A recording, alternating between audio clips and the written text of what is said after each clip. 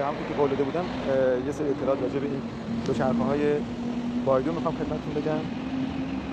دوچرخه‌های شهری که توی مشهد فعاله و شما میتونید به صورت اشتراکی ازشون استفاده کنید.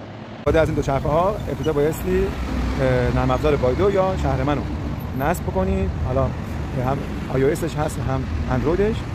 بعد از اینکه ثبت نام کردین و مراحلش طی شد، شما فقط کافیه توی اپلیکیشن این لیستی که توی هر ایستگاه میاد که شماره‌های دوچرخه روش هست رو هر کدوم دوچرخه‌ای که می‌خواید انتخاب بکنید و وقتی دکمه شروع سفر بزنید این قفل اتوماتیک باز میشه و این آزاد میشه و شما دوچرخه رو می‌تونید بردارید استفاده کنید. فقط نکته‌ای که هست این که حتما شما باید تو مسیر برید و یعنی هر جایی نمیتونید برید، خارج از شهر نمیتونید برید، ساعت طولانی نمیتونید ببرینش، نمیتونید ببرینش و بعدم تو ایستگاه بعدی باید پارکش کنید. وقتی پارک کردین باید این میله رو داخل قفل بذارین و قفل رو دستی ببندید.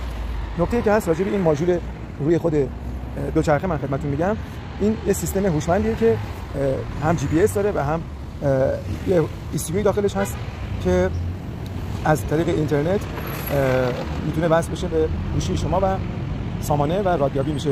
این عملاً چند تا سنسور داخل این قفل وجود داره که یکیش جی پی اس و سنسورهای دیگه هم هست که وضعیت باتری این دوچرخه‌ها رو پایش میکنه. شما اگه این دوچرخه رو بدونی که قفلش رو باز کنی جابجاش بکنی میگه که یعنی متوجه میشه که دوچرخه سرقت شده. اگه از مسیرهای اصلی خارج بشی اطلاع میده که شما از مسیر خارج شدی. توقفات طولانی هم در ضمن هزینه‌اش رو اضافه میکنه از به هزینه سفرتون. ورودیش هم 2500 تومانه. من خیلی استفاده میکنم از این دوچرخه خیلی خوبیه و خیلی کارآمد، هزینه‌اش هم مناسبه.